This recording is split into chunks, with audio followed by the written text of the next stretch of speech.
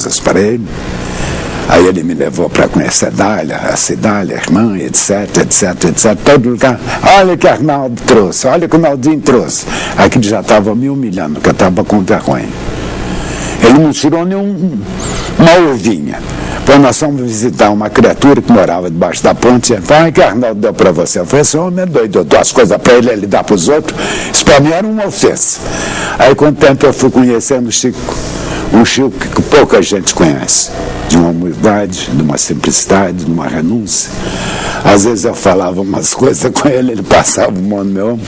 Meu filho, onde é que você está pondo uma maia uns aos outros?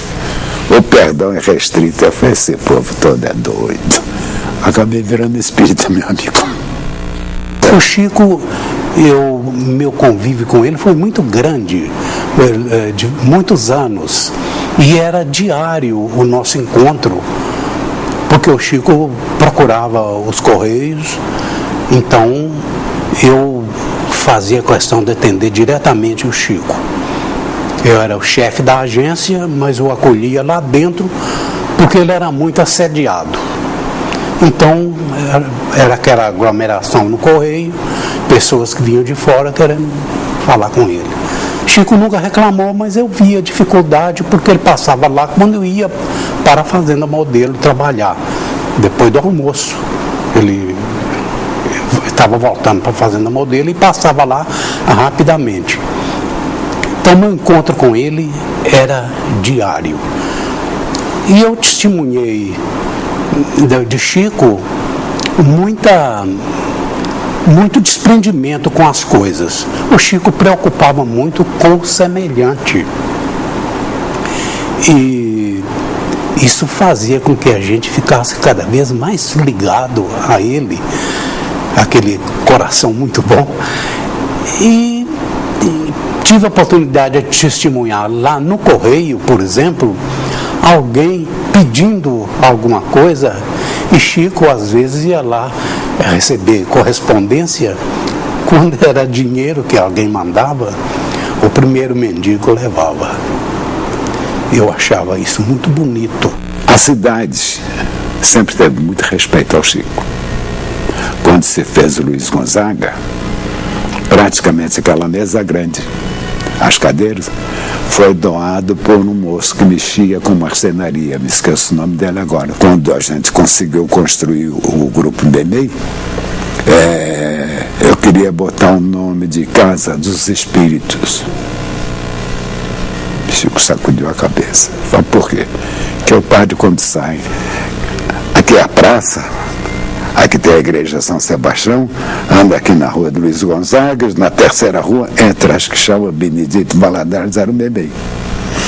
As procissões em Pedro Leopoldo sempre corria primeiro a cidade toda, no centro.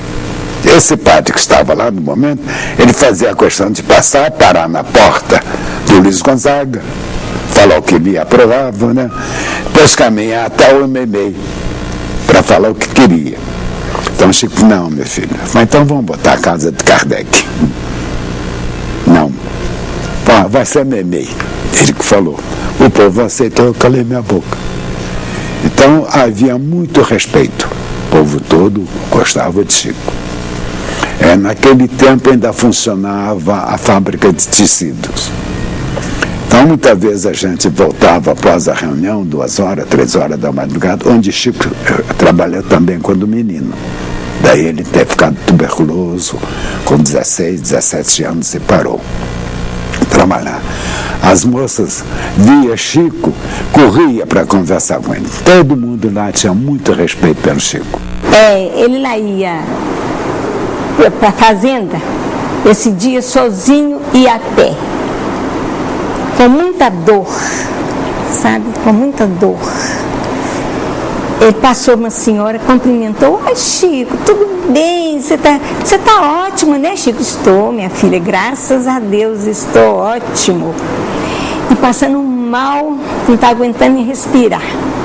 Foi para o serviço e falou assim, oh meu Deus, eu falei mentira com aquela dona. Aí a Emmanuel falou com ele assim, não, você não falou mentira. O que você sentiu é que você estava bem, por isso você falou com ela, porque a dor não te incomoda.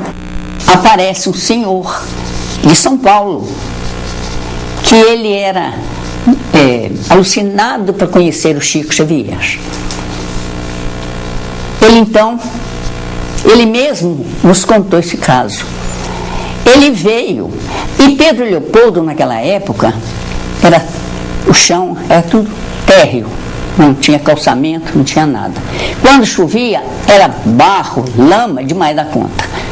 Mas mesmo assim, ele disse que na noite que havia uma reunião no Meimei, rua, me parece, Benedito Valadares. Então, eles se reuniam ali. O Chico, então, tinha uma reunião de desobsessão ali. E esse senhor, mais a sua esposa, chegaram justamente no dia da reunião, porque queriam ter a oportunidade de ver o Chico, né? Então, passavam pelo lado contrário. O centro era do lado de cá. Eles passavam por lá e caía uma chuva muito forte, eles de guarda-chuva, ensopadinhos, quando uma pessoa de cá disse assim: Espartacus. Ele assustou assim, falou com a mulher dele: me chamaram. Ela falou assim: chamaram. Aí ele parou e ficou esperando. Aí ele tornou a repetir lá: Espartacus, atravesse, venha cá. Ele atravessou a rua e foi. Você não queria conhecer o Chico Xavier? Sou eu. Venha, entra. Eu levou ele para a sessão. Espartacus ficou deslumbrado. Isso ele nos contou anos depois, esse caso. E ele ficou deslumbrado com o Chico, porque ele não pensava como o Chico Xavier descobriu quem eu sou, o meu nome, me chamou, que coisa estranha. E daí ficou pensando, e não deixou de vir a Pedro Leopoldo. Vinha constantemente, enquanto o Chico estava em Pedro Leopoldo, Espartacus estava por aqui. E fomos no trem para Belo Horizonte, de lá para Pedro Leopoldo, um frio muito grande, sem conhecimento. Eu tinha 21 anos, ele também devia ter 22, 23, meu irmão, e o nome dele era Davi, e nós fomos. Aí fomos buscar a casa do Chico, o hotel não tinha lugar, não tinha como nos hospedar, então vamos pelo menos conhecer a casa dele. E passamos por uma barbearia, Chico ia saindo e disse assim: Clóvis, olha quem está aqui, Hilda e Davi. Ele nunca tinha me visto, eu nunca tinha escrito para ele. Nada, eu não sei, meu irmão muito menos, né? Eu tinha me convertido ao espiritismo há um ano atrás, né? E eu não sabia que Clóvis estava lá. Aí Clóvis saiu: vocês aqui, eu disse: nós íamos lá na sua casa, conhecer a casa, porque não tem lugar no hotel. Ele voltou ao hotel e disse: você tem que hospedar o salmista, esse aqui é o salmista, brincando com meu irmão. E ela então arranjou um quarto muito frio e para nós, e ele foi lá levar cobertor para mim e para meu irmão. Aí nós ficamos lá 3 dias, foi a primeira vez. Mas foi uma coisa muito bonita, porque a gente foi para a casa da Lucila, né? Então lá a família toda, depois não...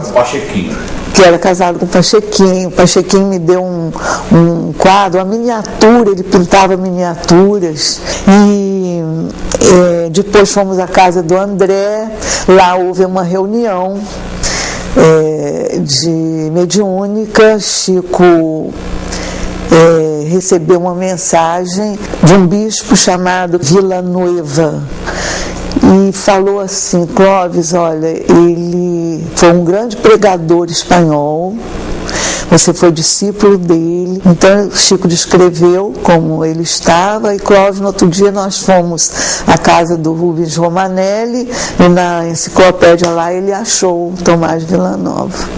Chico, sabendo quem era. Quem era? Chico, assim, provas incríveis, né? Provas incríveis. Quando Carlinhos nasceu, antes dele nascer, nesse período, depois que eu fui passar a lua de mel com Clóvis lá, ele disse que o Santos Dumont viria como filho e que a Nina também queria vir como filha. Então a gente recebeu aquela notícia assim, né? Lá ficamos assim muito empolgados, felizes, e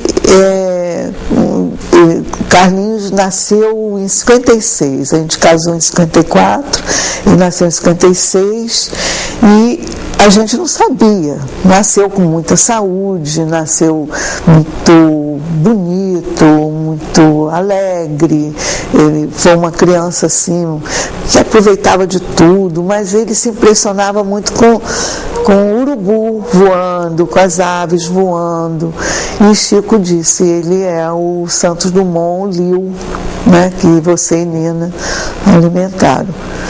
Não nos falou nada. Quando ele teve uma queda de um carrinho de 40 centímetros de altura, Chico e Dona Ivone Pereira disseram que para ele era uma altura muito grande, não era de um carrinho.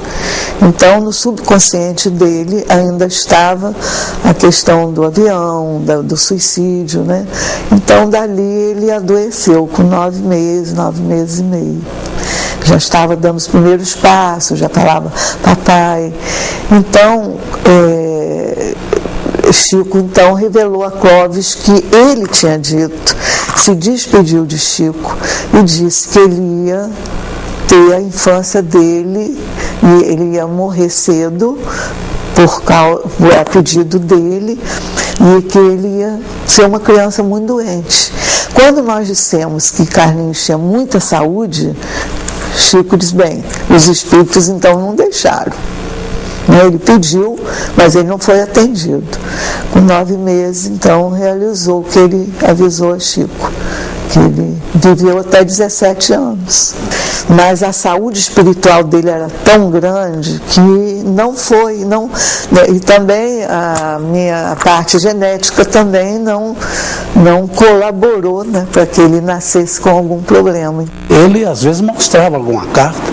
Essa aqui, por exemplo, está pedindo número de loteria, o número que vai dar. Vê se eu posso fazer isso, Ismar. Eu não sei.